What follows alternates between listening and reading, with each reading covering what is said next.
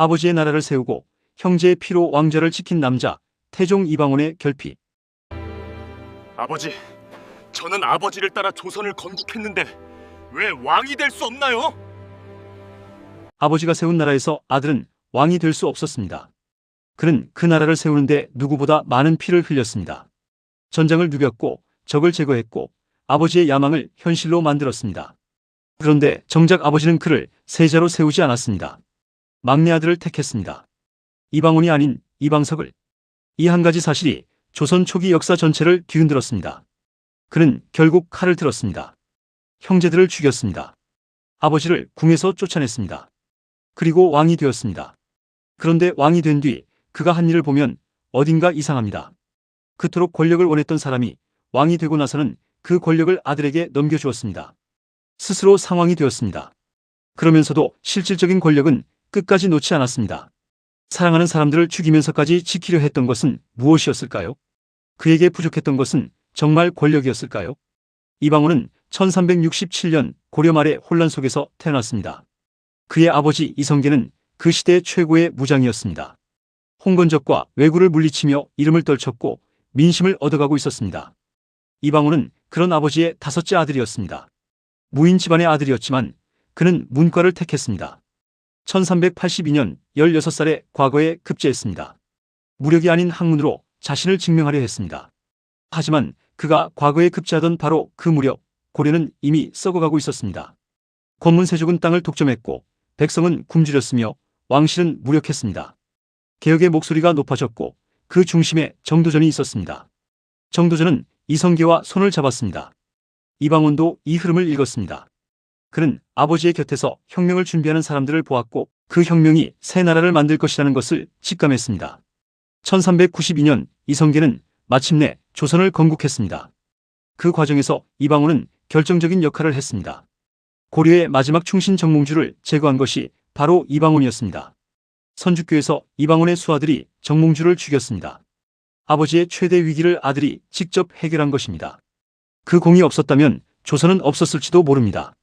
그런데 이성계는 세자를 결정하는 과정에서 이방원을 선택하지 않았습니다. 정도전이 개입했습니다. 정도전은 공신 세력의 힘을 견제하기 위해 어린 왕자를 세자로 세우고 자신이 후견인이 되는 구도를 원했습니다. 이성계도 그것을 받아들였습니다. 계비 강씨가 낳은 막내 아들 이방석이 세자가 되었습니다. 이방원은 조선을 세우는데 가장 많은 피를 흘린 사람이었습니다. 그러나 그 나라의 주인이 될 자격은 주어지지 않았습니다. 이것이 그의 평생을 관통하는 결핍의 시작이었습니다. 인정받지 못했다는 것, 제공을 제대로 평가받지 못했다는 것. 그는 이 감각을 죽을 때까지 잊지 못했습니다. 1398년 이방원은 움직였습니다. 제1차 왕자의 난이라고 불리는 이 사건에서 그는 정도전 세력을 기습했습니다. 정도전, 남은 심효생이 죽었습니다. 세자 이방석과 이방본도 죽었습니다. 형제를 직접 죽인 것입니다. 이성계는 충격을 받았습니다. 자신이 아끼던 아들들이, 자신이 믿었던 신하들이 한꺼번에 사라졌습니다. 이성계는 그 자리에서 선의를 선언했습니다. 왕좌를 둘째 아들 이방과에게 넘겼습니다. 정종입니다.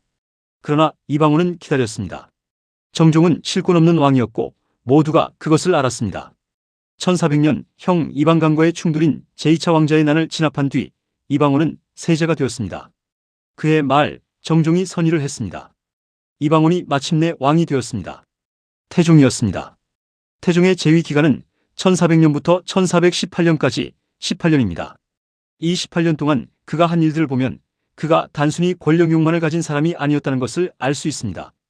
그는 먼저 왕권을 강화했습니다. 사병을 혁파했습니다. 그 전까지 공신들은 사적으로 군사를 거느리고 있었습니다. 태종은 이것을 모두 국가에 귀속시켰습니다. 어느 신하도 사적인 무력을 가질 수 없게 만들었습니다.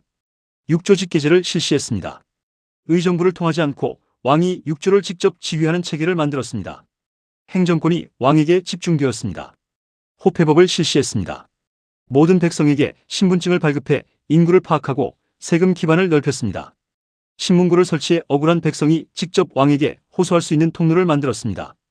이 모든 정책들은 하나의 방향을 가리킵니다. 권력의 집중, 그리고 효율적인 국가 운영. 그는 조선을 이성계가 건국한 나라에서 자신이 설계한 나라로 바꾸고 싶었습니다. 그런데 태종에게는 또 다른 모순이 있었습니다. 그는 외척을 두려워했습니다. 아니, 두려워한다는 표현으로는 부족합니다. 그는 외척을 제거하는 데 집착했습니다. 왕비 원경왕 후 민씨의 형제들, 즉 민무고, 민무질, 민무휼, 민무회처남 넷을 차례로 죽였습니다. 왜였을까요? 표면적 이유는 그들이 세자에게 접근해 영향력을 키우려 했다는 것입니다. 하지만 더 깊은 곳에는 태종 자신의 경험이 있었습니다. 그는 외척이 왕권을 어떻게 위협하는지 직접 보았습니다. 이성계의 계비 강씨 집안이 정도전과 손잡고 이방원을 배제한 것을. 그 기억이 그를 움직였습니다. 자신이 당한 일을 아들에게는 당하게 하지 않겠다는 결심. 그런데 그것이 아내의 형제들을 죽이는 방식으로 표출되었습니다. 원경왕후는 자신의 형제들이 죽어가는 것을 보면서도 왕비의 자리에서 견뎌야 했습니다. 두 사람의 관계는 이후 냉랭해졌고 태종은 수많은 후궁을 들였습니다. 그를 사랑한 사람들을 그는 끝내 지키지 못했습니다. 태종의 또 다른 결핍은 정통성에 관한 것이었습니다. 그는 쿠데타로 왕이 되었습니다. 아무리 정당화해도 왕자의 나는 형제를 죽이고 아버지를 쫓아낸 사건입니다. 이 사실은 그를 끝까지 따라다녔습니다. 이성계는 고향 함흥으로 떠났고 함흥차사라는 말이 생겨날 만큼 오랫동안 돌아오지 않았습니다. 아버지와 아들의 관계는 완전히 파탄났습니다. 태종은 이 정통성의 결핍을 세종에게서 보상받으려 했는지도 모릅니다. 그는 충녕대군, 훗날의 세종을 세자로 세우는 과정에서도 기존 세자를 폐위하는 강수를 두었습니다. 그리고 1418년 세종에게 왕위를 넘겼습니다. 하지만 상왕이 된 뒤에도 그는 군사권을 놓지 않았습니다. 세종이 왕이 된 지 2년 뒤 세종의 장인 시몬을 반역죄로 죽였습니다. 아들의 외척을 선제에 제거한 것입니다. 아들이 자신처럼 외척에게 흔들리지 않도록. 그것이 사랑인지 통제인지 구분하기 어렵습니다. 태종 이방원이라는 인물에게서 우리는 무엇을 배울 수 있을까요? 그는 혼란의 시대에 흔들리지 않는 판단력을 가진 사람이었습니다. 감정보다 구조를 보았습니다. 지금 당장의 인간관계보다 시스템의 안정성을 우선시했습니다. 사병혁파, 육조직계제, 호패복 같은 개혁들은 모두 조선이 500년을 이어가는 토대가 되었습니다. 세종의 시대가 가능했던 것은 태종이 닦아놓은 기반 위에서였습니다. 그는 또한 자기 자신에게 솔직한 사람이었습니다. 자신이 권력 없이는 안전하지 않다는 것을, 아버지에게 인정받지 못한 상처가 자신을 움직인다는 것을 어느 정도는 알고 있었을 것입니다. 그리고 그 알을 체제 설계로 전환했습니다. 반면 그는 관계를 도구로 사용하는 경향이 있었습니다. 처남들을 죽였고 아내를 냉대했고 며느리를 잃었습니다. 사람을 사랑하는 법을 그는 끝내 배우지 못했거나 배우기를 거부했습니다. 목적을 위해 수단을 정당화하는 사고방식은 국가 운영에서는 효율적이었지만 인간으로서는 고독을 낳았습니다. 그는 평생 아버지에게 인정받고 싶었습니다. 그러나 아버지와의 관계는 끝내 회복되지 않았습니다. 그는 정통성 있는 왕이 되고 싶었습니다. 그러나 왕자의 난이라는 낙인은 지워지지 않았습니다. 그는 아들 세종에게 안전한 왕좌를 물려주고 싶었습니다. 그것만큼은 이루었을지도 모릅니다. 1422년 태종은 56세로 세상을 떠났습니다. 그가 세운 시스템 위에서 세종은 한글을 만들었습니다. 집현전을 열었습니다. 과학을 발전시켰습니다. 조선 최고의 전성기를 이끌었습니다. 태종이 없었다면 세종도 없었습니다. 그러나 태종은 그 찬사를 살아서 듣지 못했습니다. 역사는 그를 찬양하기 전에 먼저 형제를 죽인 사람으로 기억합니다. 결핍이 위대함을 만들 수 있습니다. 그러나 그 위대함이 반드시 행복을 보장하지는 않습니다. 이방원의 삶이 그것을 보여줍니다.